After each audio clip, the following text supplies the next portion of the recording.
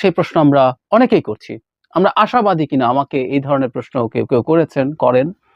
আমি সেটার জবাব দেই এবং আমি জানাই যে আমি খুব বেশি আশাবাদী নই। কিন্তু একটা জিনিস আমাদের একটু মনে রাখা দরকার, ভূ-রাজনীতিতে এবং আন্তর্জাতিক রাজনীতিতে বাস্তবতা মেনেও কোনো না কোনো একটা সময় নিতে হয়। এটা ছাড়া উপায় থাকে না। এবং সেটা যদি কোনো রাষ্ট্র করে, সেটা যত পাওয়ারফুল হোক তুলনামূলকভাবে, তার জন্য সেটা ভালো। আমি অনেক সময় আমার আগের আলোচনায় বলেছি এই কথা গত ইলেকশনের আগে, যে সুপার পাওয়ার হতে গেলে ইগো থাকতে পারে না, থাকা উচিত না।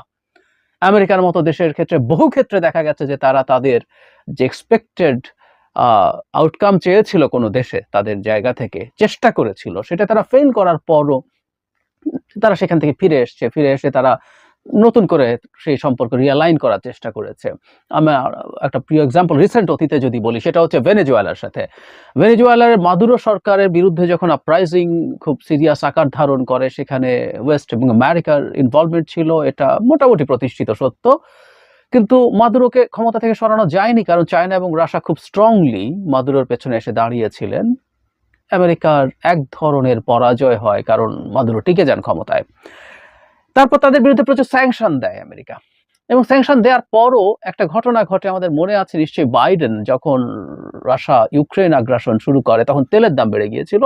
তখন বাইডেন যাবতীয় সমালোচনার পরও সৌদি আরব সফর করেছিলেন, এবং তিনি সেখানে মোহাম্মদ বিন সালমানের সাথে বৈঠক করা, ফিস্ট বাম্প করেছিলেন, এবং সেটা প্রচুর সমালোচনা হয়েছে। কারণ বাইডেন ক্ষমতায় আসার আগে খাশোগজি হত্যার কারণে তাকে, মানে মোহাম্মদ বিন সালমানকে একঘরে করে ফেলবেন ধরনের প্রকাশ্য বক্তৃতা করেছিলেন। কিন্তু উনি গিয়েছিলেন যাতে তেলটা অন্তত বাড়ায়, সবকিছু। এই যে খেয়াল করি আমরা, মোহাম্মদ বিন সালমানের সাথে তার এই সম্পর্ক ছিল, সেখান থেকে উনি সরে এসে তার একটা ইন্টারেস্টের জন্য তার সাথে কোলাবোরেট করার চেষ্টা করেছেন। মজার ব্যাপার, মোহাম্মদ বিন সালমান এর পরও তেল উৎপাদন বাড়াননি। এটাকে বাইডেনের গালে চড় হিসেবে দেখেছিল অনেকে। তারপর বাইডেন আমেরিকার পক্ষ থেকে ভেনেজুয়েলার সাথে আলাপ আলোচনা করেছিলেন যে তোমরা যদি তেল উৎপাদন বাড়াও, এবং তারা দীর্ঘদিন তেলের নিষেধাজ্ঞার কারণে তাদের ওই সক্ষমতা কমে গিয়েছিল, আমেরিকা সাহায্য করে সে সাপ্লাই বাড়ানোর কথা বলেছে, এবং সেটার বিনিময়ে তাদের কিছু স্যাংশন কমাবে, এই ধরনের আলাপও করেছে।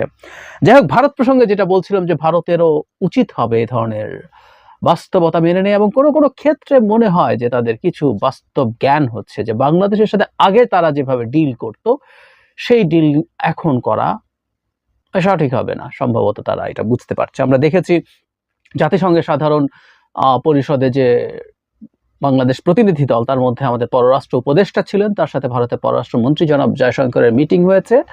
আমরা বুঝতে পারি, খুব বেশি কথা আমরা এখনো জানি না, কিন্তু দুই পক্ষের এনগেজমেন্টের আলাপই হয়েছে, আমরা ধরেই নেব। জয়শঙ্করও সেই রকমই কথা বলেছে। সো এটা আছে।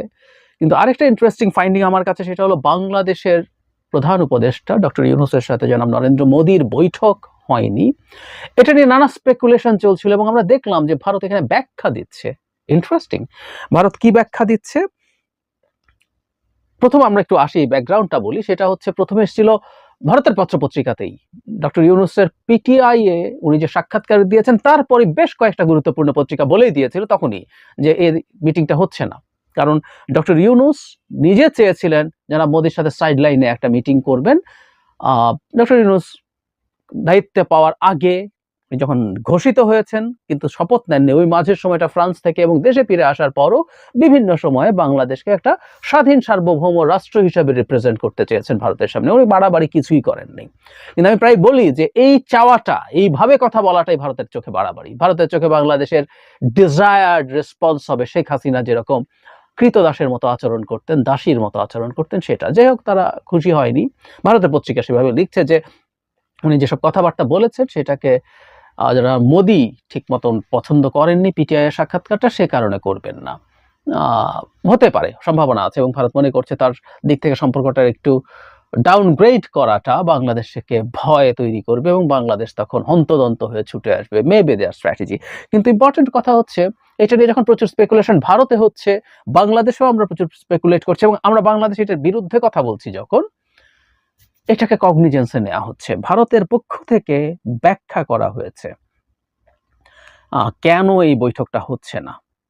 আমি একটু যদি পড়ি, যে একটা প্রশ্ন করা হয়েছে, তখন বলছেন, মানে আপনারা জানেন এবার আমাদের প্রধানমন্ত্রী খুবই সংক্ষিপ্ত সফরে নিউ ইয়র্ক গিয়েছিলেন। তার সফরের মেয়াদ ছিল মাত্র 55 ঘন্টা এবং কয়েক মিনিট আগে তিনি নিউ ইয়র্ক থেকে নয়াদিল্লির উদ্দেশ্যে রওনা হয়েছেন। অন্যদিকে বাংলাদেশের তত্ত্বাবধায়ক সরকারের উপদেষ্টা এখনো নিউ ইয়র্ক গিয়ে পৌঁছাননি। যেহেতু উভয়ের ভ্রমণ শিডিউল ভিন্ন ছিল, তাই এবার তাদের মধ্যকার বৈঠকের কোনো সুযোগ ছিল না।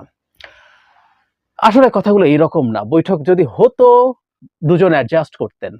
সেই ক্ষেত্রে ডক্টর ইউনূস হয়তো আরো আগে যেতেন বা জনাব মোদি কিছুটা বাড়াতেন। বৈঠকের সিদ্ধান্ত হলে এগুলো নানান রকম অ্যাডজাস্টমেন্ট হয়, সেটা কোনো পক্ষ থেকে হতে পারতো। সুতরাং সময়ের জন্য এটা হয়েছে, এটা আমাদের মনে করার কোনো কারণ নেই। কারণটা ভিন্ন, কারণটা আমরা যেটা ধারণা করছি সেটাই হতে পারে। কিন্তু সিগনিফিক্যান্ট হচ্ছে এই যে ব্যাখ্যা দেয়াটা, যে না আমরা আসলে আন্তরিকতা আমাদের ছিল, সেই আন্তরিকতার অভাব নেই, কিন্তু আমাদের এই কারণে এবার হয়ে ওঠে নাই।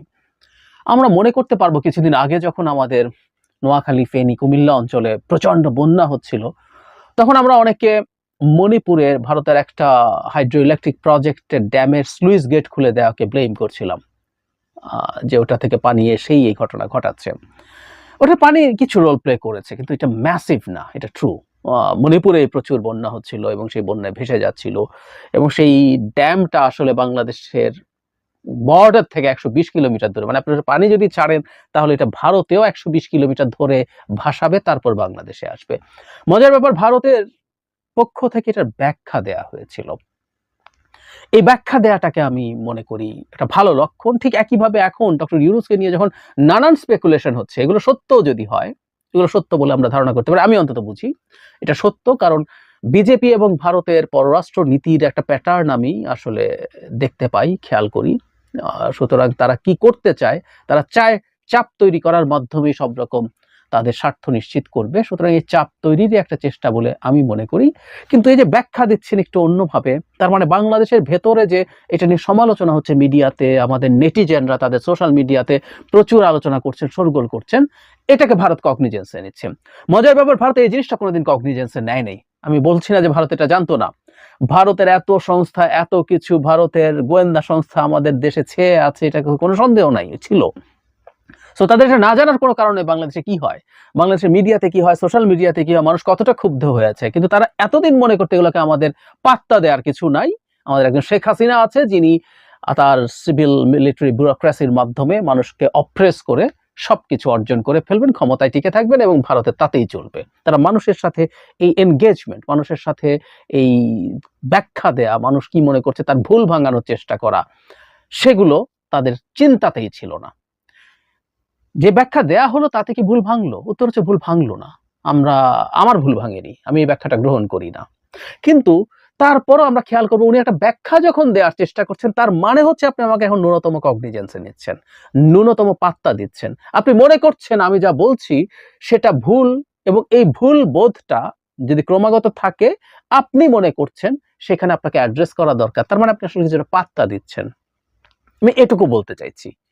আমরা যখন ভুল এবং হাস্যকর ব্যাখ্যাও কাউকে দিতে যাই, আমরা ওই মানুষটাকে কিছুটা হলে পাত্তা দেই বলে সেটা দিতে চাই। আমরা যদি কখনো আর পাত্তা দেওয়ার প্রয়োজন মনে না করি, আমরা আসলে ব্যাখ্যাই দেবো না। ব্যাখ্যা দেওয়ার কি আছে? ব্যাখ্যা দেওয়ার কিছু নাই, খুব হালকা কথা। কিন্তু উনি ডিটেইলড ব্যাখ্যা দিচ্ছেন। আমি এটাকে আউট অফ কনটেক্সট দেখতে বলছি না, আমি ওই বন্যার ব্যাপারটাকে ওটার সাথে মিলিয়ে দেখতে বলবো। দুটো ব্যাপার যদি একসাথে মেলাই তাহলে সেটা দেখা যেতে পারে। আমি জানি না ভবিষ্যতে ভারত আসলে তার সম্পর্ক কতটুকু রিয়ালাইন করবে আমাদের সাথে, কিন্তু তাদের উচিত হবে খুব প্যারাডাইম শিফটের মতো রাতারাতি না হলেও, ওটা হলে সবচেয়ে ভালো হতো। সারা পৃথিবীতে এখন বহু দেশ মুহূর্তেই তাদের ফরেন পলিসি কোনো একটা দেশের প্রতি দ্রুত পাল্টে ফেলে, আমি প্রচুর উদাহরণ দিতে পারবো। কিন্তু ভারতের ডিপ স্টেট সম্ভবত সেটা করবে না। সরকারও যেটা আছে সেটাও তার ইন্টারনাল বা ডোমেস্টিক পলিটিক্সের কারণে তার জন্য সহজ হবে না। কিন্তু তাদের আসলে ধাপে ধাপে এই ধরনের চিন্তা করা উচিত।